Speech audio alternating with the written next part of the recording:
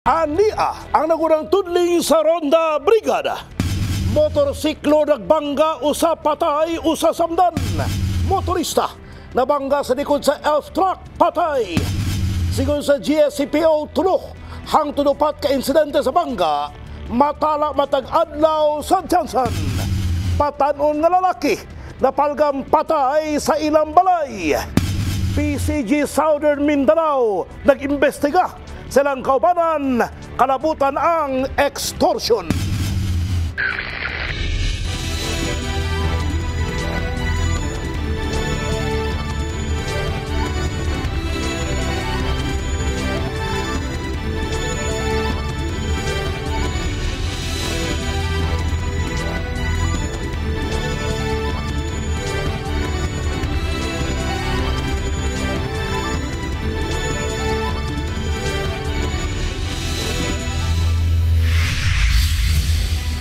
Sok Sergeant mayong hapon, adlang Lunes, Hunyo 3, 2024, live.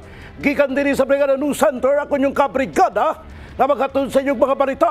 Gikan sa Sok Sergeant, ug kiniyang Ronda Brigada.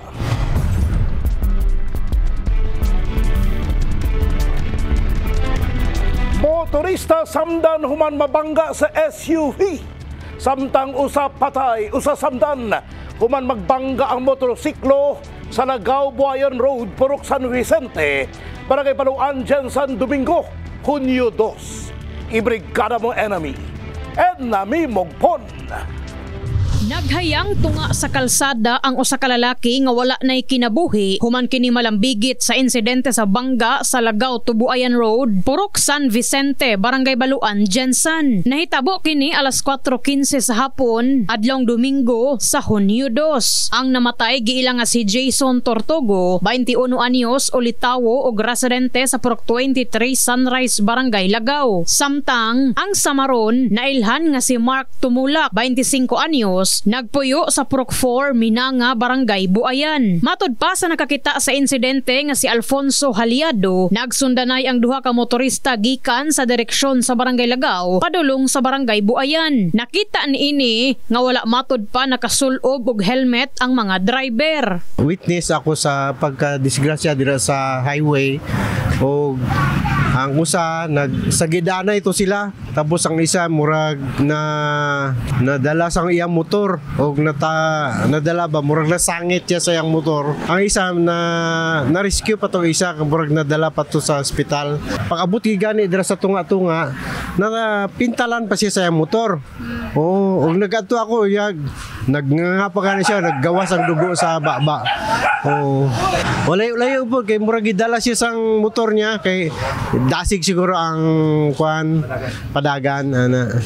Kay sa pagkadungog nako murag nangaligo to sila ug wala sila yung mga helmet.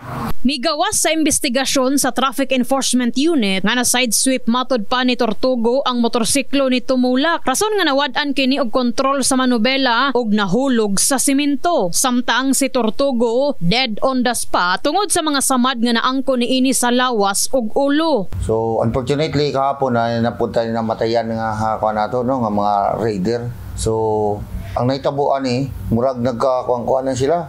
Kayayaan, ihatod nila itong ihang kumpare katong namatay sa dito sa Buayan.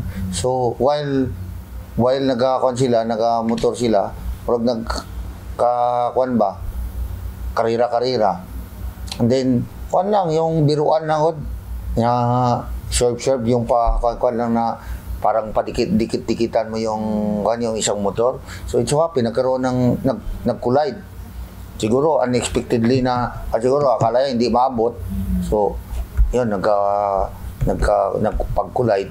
So yun namatay yung isa medyo kan talaga din. Dami ding mga galos. Samtang alas 5 pasado sa buntag adlawng Lunes, samdan sab ang laing motorista nga si Chubby Antiampo, 26 anyos, residente sa Purok Mangga, Ilaya, Glan, Sarangani Province. Kinihuman mabangga ang gimanehoan niining motorsiklo at tubangan sa SUV. Nahitabo kini sa Rojas Avenue, Barangay Dadyang, Gast East. Murag kini nga sakyanan dire jud ni padulong, tapos kini nga motor dire. Tapos nagkuhan siya ba, murag igukod niya ang traffic light. Tapos dire sa kuhan sa kotse sa lugar, nagkuhan na, nag-go na. Mao to nga, nakuhan siya. Murag siya jud ang nagkuhan ba, nagsalpok sa kuhan, sakyanan. Kusog-kusog ang dagan sa nakamotor. Nya nakainom pa jud, hubog pagod. Tapos dako kayong kuhan niyan, samad niya dire sa tuhod og dire. Base sa datos sa TEU Jensen, sulod sa usa ka semana gikan Lunes, Mayo 27 hangtod Domingo, Hunyo 2 ning kasamtangan nga tuig, mikabat sa 3 ka tawo ang patay tungod sa insidente sa bangga. Nahulog sab sa Arigluhanay ang maong mga panghitabo. Isa na sa pinaka nato nga area kaasang aksidente, accident prone area pala. So dami na talaga diyan. So ang kahapon naman ng base doon sa natin, nagpunta man din dito yung dalawang panig, kampo, yung parents pumunta dito kasi magkakumpare pala yon. So they are not willing naman to file a case doon sa impact. Sila mismo ang nakiusap dito kagabi na they have to settle both amicably yung kanila. Wala kami magawa kasi nagpirma man din sila, hindi na sila mag-file. So, mamaya siguro mag-cancel sila ng affidavit nila na subscribe na ng lawyer. Pupunta dito. Yun man ang pag-usapan kagabi. So, ang naman sa damage, bahala na sila na lang daw mag-ayos doon. Kasi close family talaga sila.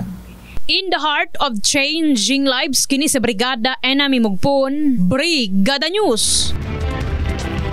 Patay ang usa ka motorista human mabangga ang motorsiklo nini sa mga atop nga karga sa usa ka elf truck sa Polomolok South, Cotabato kadtong Domingo, Hunyo 2. Ibrigada mo enemy. Enami Mugpon.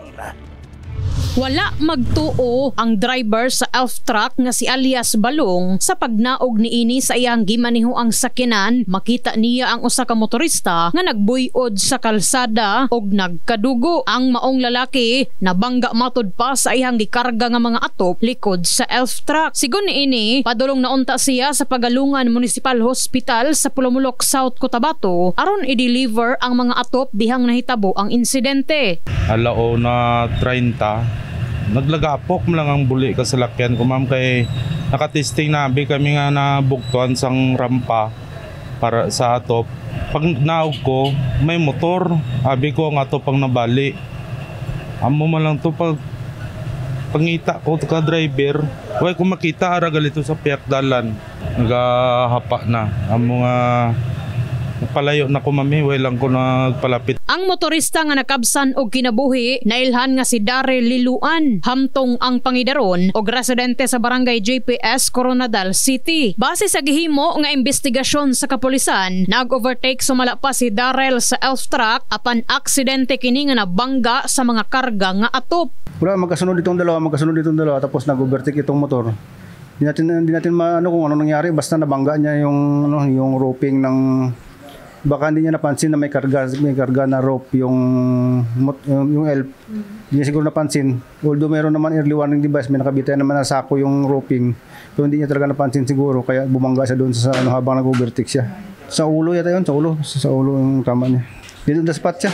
Dugang pagbutsyag sa driver sa elf truck, gibot ngan matod pa niya og timailhan ang tumoy sa mga atop aron dali kining makita sa magsunod nga driver. Hara ma'am.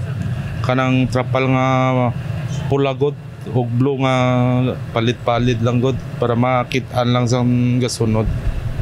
Amo malang na. Sa kasamtangan, nakig-areglo na ang driver sa elf truck og itubag matud pa sa kumpanya ang pinansyal nga hinabang alang sa biktima. In the heart of changing lives, kini sa Brigada Enami Mugpon, Brigada News.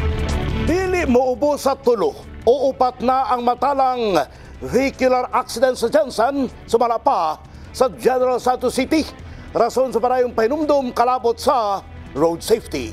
Ibrigada mo Lizel Labaho.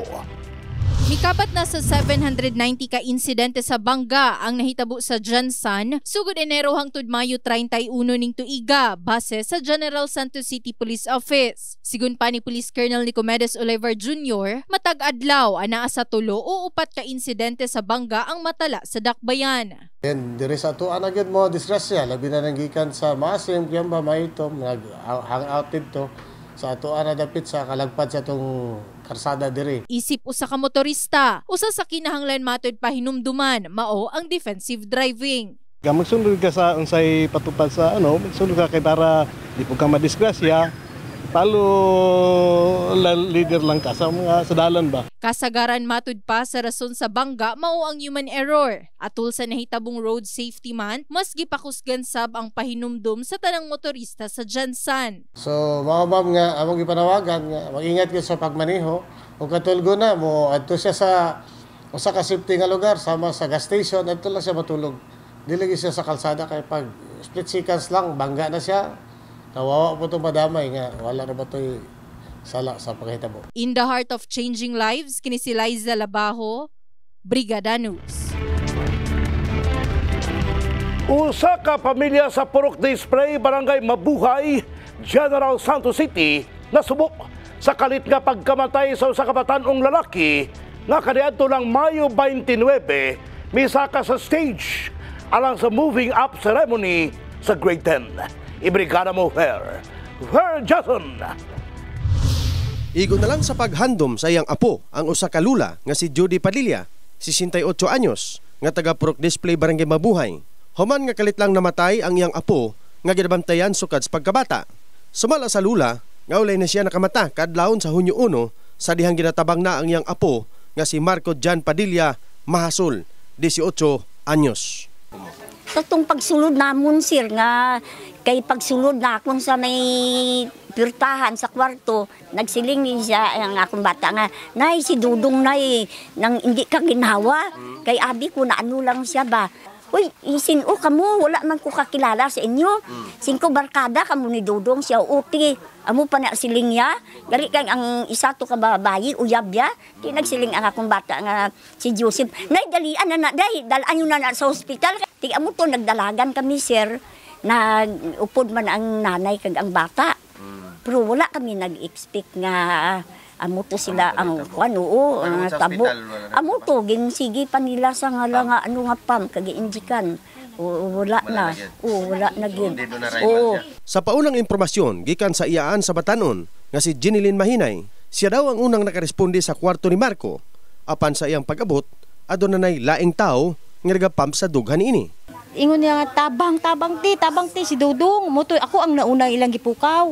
Muto nagambak din ko dira nasulod ko sa kwarto. Tapos gitabang nila si Dudong. Gi ano na nila gipaigda na nila sa kutson ba. Gi ana-ana na sa mama. Gipump na tapos wala pa gid suga. Wala pasigahan yung suga. Ano ko gipagpasigan nila sa suga. Ang itsura sa ko ang paumangkod wala na. Ano na kay lagom na diri og giyamba ba. Puti na patay na siya. Kahibuluan nga nagpuyo sa usa ka compound ang pamilya Padilla og may kwarto usab si Marco. Mayo 31 sa hapon aduna kini gilakwan unya masalubon nga nipauli sa ilang balay. Hunyo 1 sa kadlawon nakuratan na lang ang pamilya nga ginatabang na ang batanon apan namatay gihapon. Gumikan ini planos pamilya nga modangop sa ilang abogado alang sa legal nga lakang kung adunay foul play sa nitabo sa batanon. In the heart of changing lives, kini si Brigada Jason, Brigada News. Tungod sa pagkalambigit sa usa ka personahe sa Philippine Coast Guard sa Zamboanga City sa extortion activity, naglusad og investigasyon ang PCG Southern Mindanao aron sayron kung dunay uban pang sakop nila ang lambigit sa aktibidad. Ibrigada mo Richel Gubalani. Dakpon og pasakaan og kaso kini ang bahad sa mga opisyal sa Philippine Coast Guard Southern Mindanao o galing dunay sakop nga masakpang nangayo og dakong kantidad nga salapi sa mga aplikante bugti ang pagsulod niini sa PCG. Na kami po dito ay nagpakalat na rin po ng mga tao regarding sa mga ganyang issue. Kasi kami is manghuhuli po talaga kami kahit sino ka man na may tangkang manguha ng pera sa mga aplikante. in exchange na makapasok sila kasi hindi po namin inaalaw yung mga ganung bagay dito. Hindi po kami nagpapabayad. Lahat po yan ay libre. Anyone po can apply. Wala po tayong sinasabi ng mga mag-prioritize ng mga tao para lang in exchange sa pera. Giklaro ni Coast Guard Lieutenant Jesmar Dasas, spokesperson sa PCG Southern Mindanao, tanan buot mo apply ang maka-apply kung sila ang kwalipikado. Butyag usab ni Benjamin Terasol, usa sa aplikante sa PCG, naglaom siya nga makasulod sa organisasyon ug siya ang miagi sa saktong proseso. Nag-apply ko kay gusto dun ako makasulod po diri nga sa agency or kung may mong Coast Guard po. Unsang ka-lisod sa pagpang-apply sa Coast Guard? Unsay mga requirements? Ay, lisod dun sa, in the first place ma'am, lisod kayo sa mga apply kay pag kuha pa lang ni mga requirements, siyempre makagasto na ka, then dili lang kay gasto, hassle na po kayo sa oras, o wa po ka kabalo, o makuha pa, madawat baka, o ma-hire baka, pero at least, siyempre, dara man mabalaan kay siyempre, ga-apply man ta. Ang lakang sa PCG Southern Mindanao ang nag-ugat sa issue sa gikaingon nga pagpangayo og 150,000 pesos sa usa ka miyembro sa PCG sa Zamboanga sa usa ka aplikante atol sa gihimong nationwide recruitment cycle alang sa calendar year 2024. Ang pag-hire og dugang 4,000 ka personahe ang aron makabot ang nagkataas nga demand sa maritime security ug pag-perform sa ilang ubang functions. In the heart of changing lives. Kini sa Brigada Richel Gubalani, Brigada News. Nagpagawas og katinawan ang Pangulo sa nagkakaisang Yellow Plate Tricycle Drivers Association kanabutan sa nabaniog nga pagkamising nini sukad sa nakalabay nga semana. Gipaklaro ni Roberto Gallio, Pangulo sa mong grupo, nga dili siya ang namising tungod kaparehas lang nini og pangalan ang naiskutan. Nagpaklaro kini do daghan og mga paryente og kaila ang nabalaka kaniya. Kay baluan nga kauban sa namising nga Gallio ang nagpangalan og Emmanuel Abella Jr. Kinumduman nga Mayo 18 ning tuiga gipatala sa tinagakan police station nga missing ang nagpangalang Robert Gallio ug karon gi-turn over na kini sa Malungon Municipal Police Station. Sa akong mga paryente, mga igsoon ako, clearly nga dili to ako kapareha lang yun. So mga friend po nato nga mga taxi drivers, cooperatives, association namo sa Montuda, nangagool po sila pero karon makita ko nila na dili dai tinuod dahil lang natural lang na tao magkapareha gid ang pangalan ug apelyido.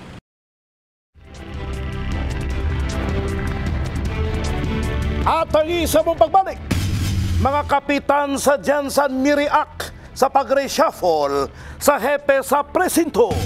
Pinuntagay nga dula sa bilyaran, ginareklamo, tag-iya, gipanghimakak ang alegasyon. Pagbabag sa pag-amendar sa Fisheries Code, sentro sa Fisher Fox Day. Kanantara sa pagbalik sa Ronda Brigada.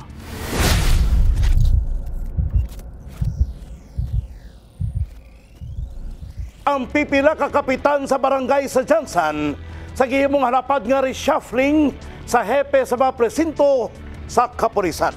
Ibrigada mo Richel Gubalani. Naglaom ang pipila ka barangay kapitan nga mas magpabilin pa ang kahapsay ug kalinaw dungan sa pagpatuman sa halapad nga reshuffling sa mga pulis sa General Santos City Police Office. Matatag o mas maayo pa ang ilang pag-implementar tungod aning reshuffling. Although ako maingon nga okay naman pod ang ato mga dati nato mga chief of police sa ato ang mga especially diri sa Bula o diri sa ako as precinct number 1 no.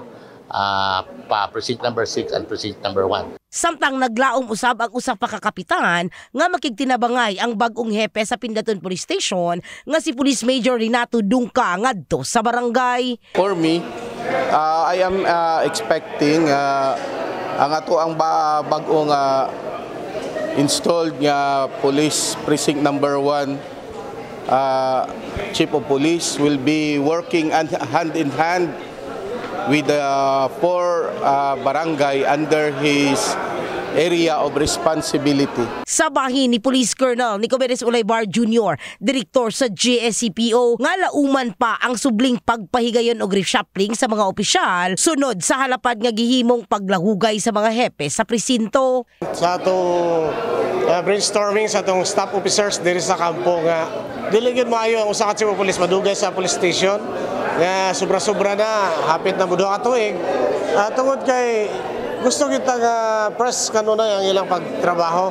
Nakalabay simana, migula ang mando ni Ulaybar sa pag-reshuffle sa mga hepe sa presinto. Asa si Police Major Enrijo ang bagong hepe sa Tinagakan Police Station, Police Major Renato Dungca bagong hepe sa Pindaton Police Station, Police Major Robert Porres bagong hepe sa Kalumpang Police Station, Police Major Wesley Matiliano ang bagong labaw sa Mabuhay Police Station, Police Major Olf Tabukon bagong hepe sa Tumbler Police Station, Major Ian Bagot bagong hepe sa Fatima Police Station, samtang si Police Major Ivan Charles Abastillas mo'y bagong labaw sa Bula Police Station o si Police Major Ari Noel Cardos ang bagong hepe sa Lagaw Police Station. Ang formal nga turnover ceremony ang gipahigayon ganinang buntag sa Camp Permin, Lira. In the heart of changing lives, kini sa Brigada Richel Gubalani, Brigada News. Heads up mga motorista! Sugod Hunyo 4, 2024, laumang nga dunay dugang bawas sa presyo sa produktong petrolyo. Sigon sa Department of Energy, base sa malaki sa upat ka adlaw nga oil trading, ang DOE, Oil Industry Management Bureau, nagkanayon nga ang musunod nga adjustment sa presyo sa lana, sa gasolina, mubos ang presyo ngadto sa 60 centavos ngadto sa 90 centavos matag litro. Pag-usba-usab ang sa diesel, 40 centavos ngadto sa 60 centavos matag litro. Samtang sa kerosene, aduna sa pag-usbaw sa 75 centavos ngadto sa 90 centavos matag litro. Usa sa nakapekto sa paglihok, sigon sa DOE, mao ang padayong desisyon sa OPEC sa pagtibhang sa produksyon o pagpaybalo sa US sa pagpagawas sa milyon-milyong barel sa produktong gasolina gikan sa reserba sa gobyerno ug isip nagunang rason sa gipaabot nga mga kausaban.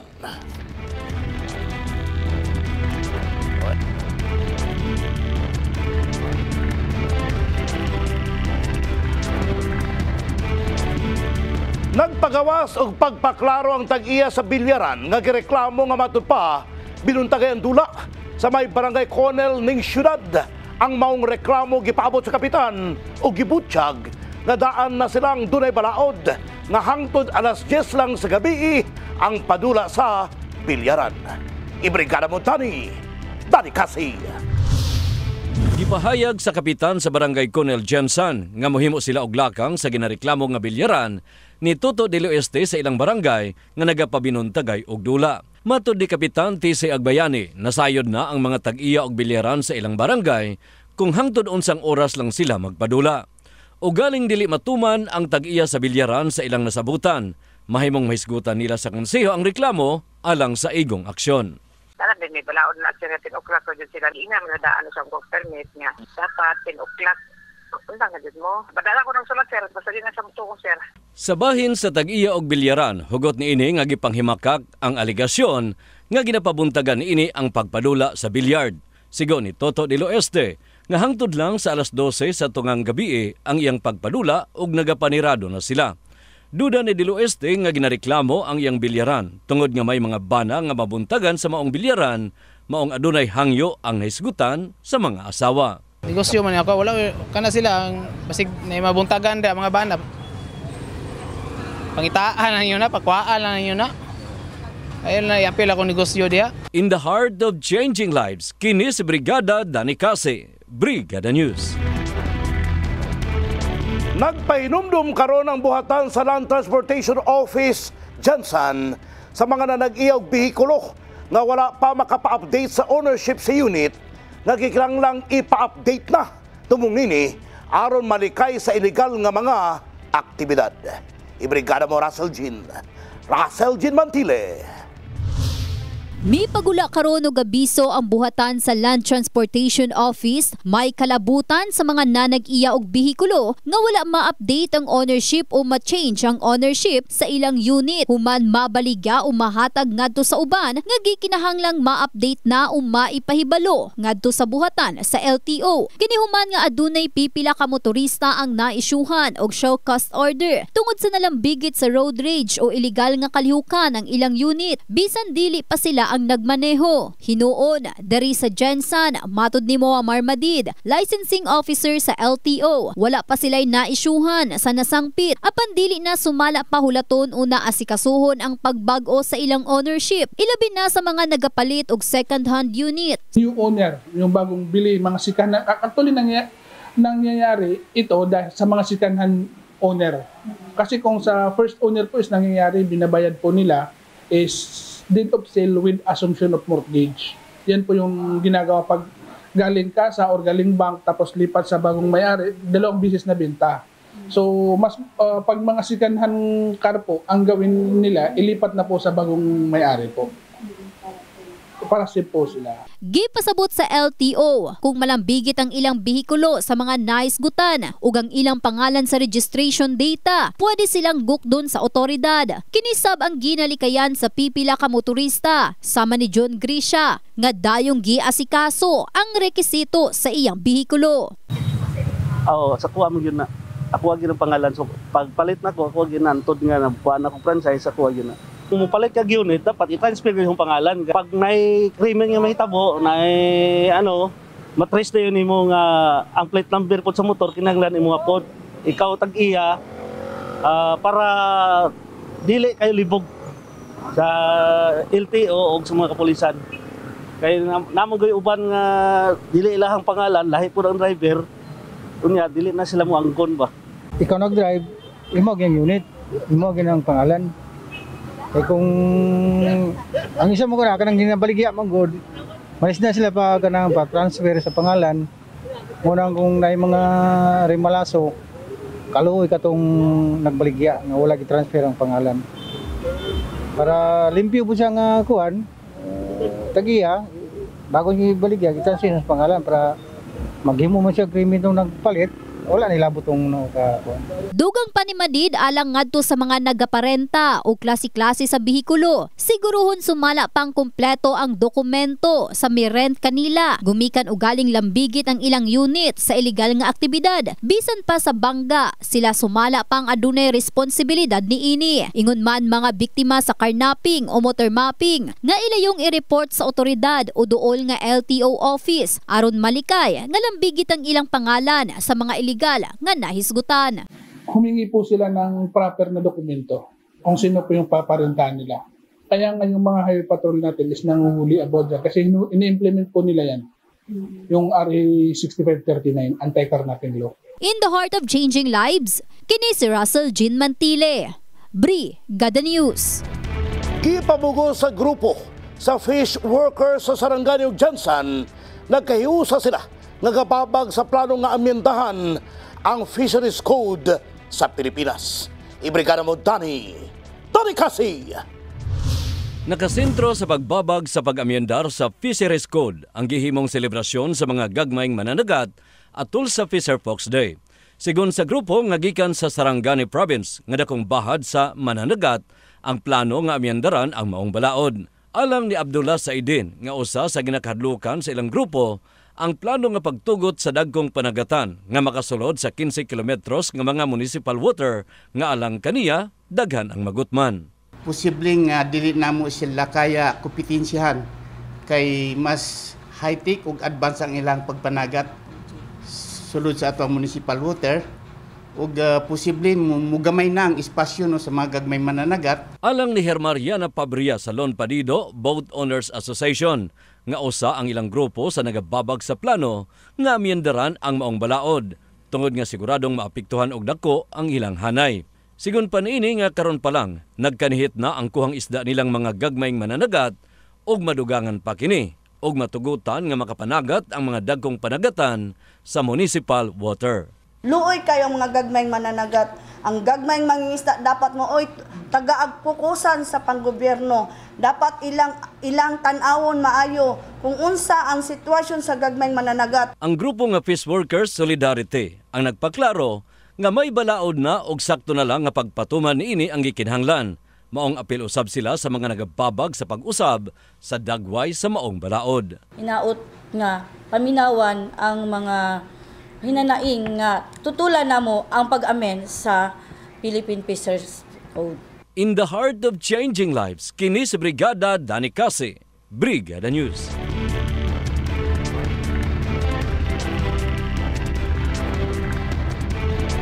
Pagpatuman sa price freeze sa Alabel, Sarangani Province niadtong Abril 3 ning tuiga na humana ang implementasyon nga 60 days.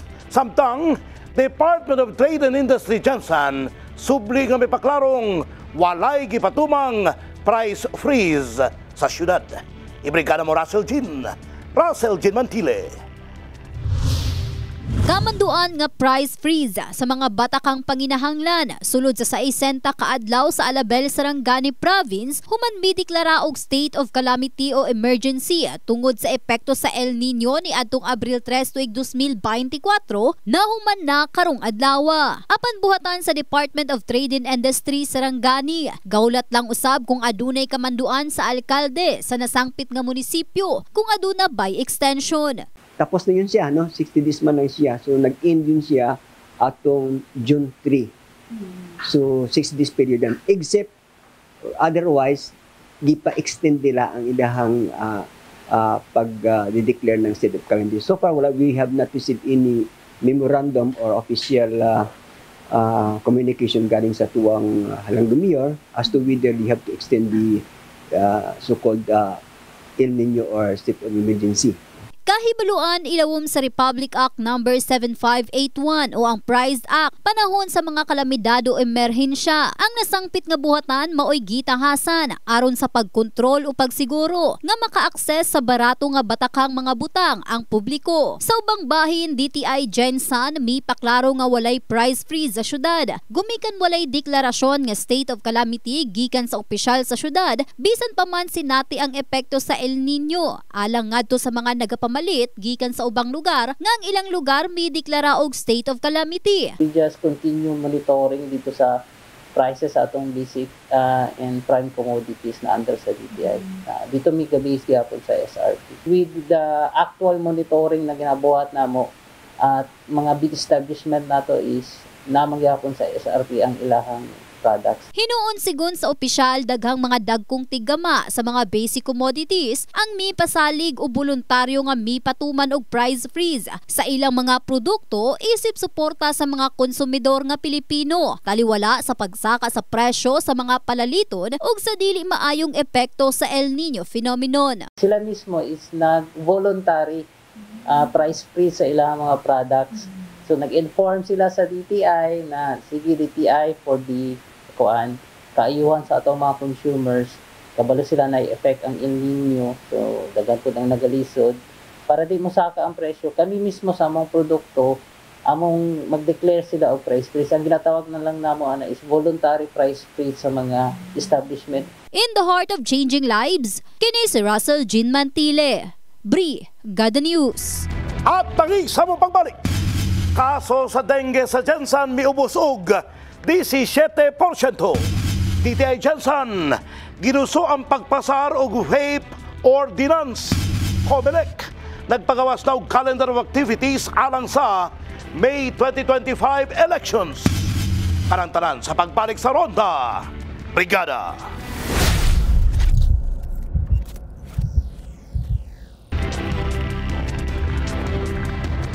Nakatala og 975 dengue cases ang City Health Office sa Jensen gikan January 1 hangtod May 27 sa kasamtangang tuig. Sa interview kay Rafi Piamonte, Nurse 2 sa City Epidemiology and Surveillance Unit, miubos kini og 17% itandi sa susamang panahon niya gintuig na nasa 1,177 kakaso. Sa 975 kakaso, duha nini ang natalang namatay na sa isog 9 anyos nga naa sa vulnerable sector o gikay huyang o daling magkasakit. Karon gina sa ulog ang Dengue Awareness Month. Panawagan sa Health Office nga batasanon ang pagpanglimpyo sa palibot o pagitaon ng mga posibleng puy-an sa lamok o gubaon aron malikayan ang magka-dengue. Naglaom ang Department of Trade and Industry nga unta dunay ordinansang Jansan sa pag-regulate sa paggamit ng e-cigarettes kun vape. Ibrigada mo Richel Gubalani. Si Richmark Carriazo, tigbantay sa usa ka vape shop sa Jansan. Nagkanayon nga gisunod sa tag-iya sa negosyo ang mga regulasyon nga gitakda sa gobyerno kalabot sa ilang negosyo. Dunay graphic health warning ang vape packaging nila ug wala sila gabaligya og e-cigarettes sa mga minor de edad. Nagatag sila letter ang police ata tong nagatag sila letter na sa to na certain place kung asa mo pwede. Opo, ma'am. Compliance mo, sir, ginasunod ninyo. Yes po, ma'am. O nga naman, sir? Para win-win sa ma'am, sa batas o sa Trade Industry Development Specialist Consumer Production Division sa Department of Trade and Industry sa Jansan. Sama sa Yossi ang ayang dunay ordinansa ang syudad nga nagbawal sa paggamit sa e-cigarettes sa mga pampublikong lugar. Nagpatawag mi og meeting with BPLO and then representative sa sangguniang panglungsod kay we want na kaning vape law na to ma-implement locally diri sa ordinance para matabangan pud ang DTI to implement effectively ang law kay again we cannot really do it alone no sa DTI lang. So namatay existing na anti-smoking ordinance diri sa Jansan. Gusto namo na either isali to or mag-create na bagong ordinance or i-amend to siya na isali nila ang vape. Nakigpulong na ang DTI Jansan sa mga konsehal sa syudad aron iduso ang maong ordinansa. Kahibaluan nga dunay balaod niini sama sa Republic Act 11900 o Vaporized Nicotine in Non-Nicotine Product Regulation Act in the heart of changing lives. Kini sa Brigada Richel Gubalani, Brigada News. Comelec gihanay na mga petsa sa ilang aktibidad alang sa maabot nga national, local o BARM parliamentary elections sa May 12, 2025. Ibrigada mo Vera Jason. Upat ka bulan na lang sukad karon, filing na sa Certificate of Candidacy sa mga mupapili sa May 12, 2025 election. Sumal ka election assistant to Milvin Quinyanula ngang kalendar of activities maong ilang giya sa ilang pagpangandam. Ang ginakuha na mo sir, ginapahuman na mo ang registration sir karon kay ang atong ang atong calendar of activities sir nag-abot sa gahapon pa lang. So naatay kuan na ni as of now registration sa among focus sir ug ang ERB hearings. Calendar of activities sir para sa atong election next year. So mao na gid siya final na ni. As of now sir, final na siya ka sir pero dili ta kaingon nga wala ni amendments or unsa man. Paabuto lang nato just in case nga naay amendments sir. Magpadala din mi sa inyo o copies just in case. Samtang, adunay pahayag ang mga botante kabahin sa ilang planong butaran sa maabot nga piniliay. Kung ang kandidato ba nga maalamon, pasabot may taas nga achievement sa edukasyon o kaha ang kandidato nga matinabangon apan may ubos nga grado. Sa kuha sir kanang matinabangon sir. Ano Kay kung manginahanglan ka, dali ra sila maduulan. Ang maalamon sir, maito mo kuan sir. Kuan sa kwarta. Diha gid sir, may mangurakot. Ang ako lang masiling sa mga kandidato nga dapat yun ninyo i-ano sa inyo isip sa inyo kasing-kasing. Ang kandidato nga matinabangon nga magtan-aw sang sitwasyon sang mga katawhan. Kung ang kandidato nga maalam, nauna man ang kaalam. Kay ang walay alam, hindi kabalo mangurakot. Pero ang kandidato nga bright na over, number 1 mangurakot. Samtang, nagpadayag usab sa iyang balanse nga panglantaw ang usa ka estudyanteng babay. So sa akong opinion lang no na we need to vote wisely, jud. Dili lang nato piliun tong mga kandidato nga naay alam, but also with the heart nga magtabang sa mga katawhan diri sa atong nasod. Kay unsaon man nato na ang bright kung pa-bright lang sila dira, unya wala jud pun sila gawa. So kailangan po nato tutong, kailangan gid nato na nga dalawa gid ka quality kanang bright ug matinabangon aron nga hapsay lang ang atong nasod. In the heart of changing lives, kini si Brigadier Jason, Brigada News. Pambato sa Barangay City Heights sa 3x3 Basketball Junior Division nasungkit ang kampyonato sa Summer Olympics 2024 batok sa Barangay San Isidro. Brigada Ver Jason. Nagmalipayon ang Barangay City Heights sa 3x3 Junior Division Team. Human nga ilang napildi ang pambato sa Barangay San Isidro sa final game Hunyo 2 adlong Domingo sa Oval Gymnasium. Nagsugod sa kulbahin namang dula apan nauna nga nakaabot sa 21 puntos ang City Heights. Sumala sa assistant coach sa team nga si Tata Boyko, ni uyon kanila ang kahigayunan og nasunod ang game plan. Overwhelmed kay nasunod ang plano pa niya na epektibo ang tanan. Umurag karon pa man pud ang trick-string nga gikuan nila, gi-deklara nga liga. Hard work po sila pero murag naboy na sa kay kapoy na sila. Kanya kami naghulat mi sa ila. Seconds to play, 58 seconds, 5 on the shot clock. Boyko for the win! Samtang, way kabutangan sa kalipay sa mga magdudula sa team human sa ilang kadaugan. Gumikandaghang team ang ilang nakalaban aya nakaabot sa finals. Paghirapan po na mo ning daog tapos kaming duha dugay na po mi nagsabay since last year pa, so maingon gyud ako na chemistry ay mong dula. Every practice kami jud duha ga sabay, every sige may sabay ni Boyko. Gayet po sambahan na gina mo kay namang misangin ba kay nakapaulay mi dugay otong namang kay misela. Salamatan ako una ang Ginoo kay ihatag niyang kadaugan sa mao ug laban sa among coach. Di porsigigin mi niya nga kuhaon ng kadaugan og sa mga kauban.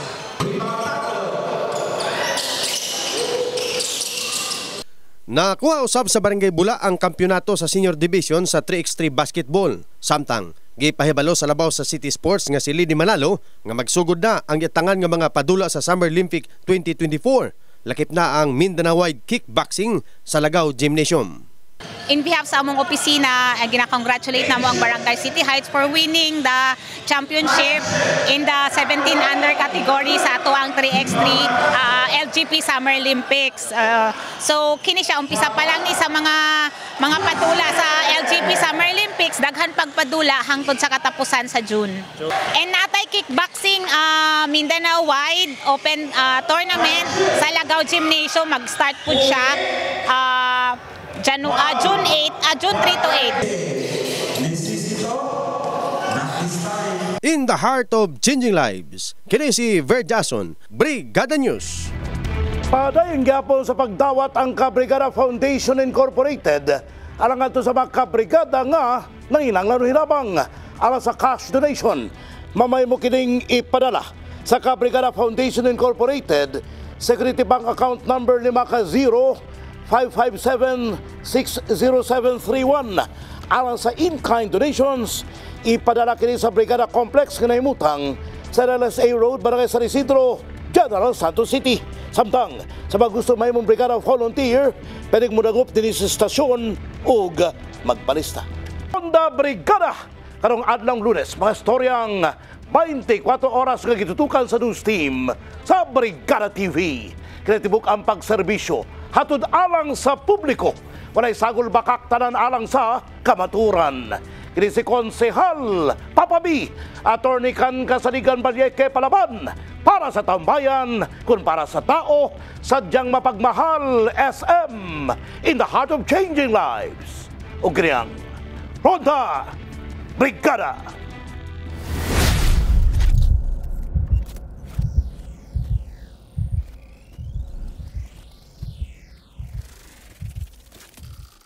Ko si Josepina Laude, nagpuyo sa Upper Banualan, Zone 8, Tumbler. Ako ni atong unang panahon, wa pa ko gamit og power cell cap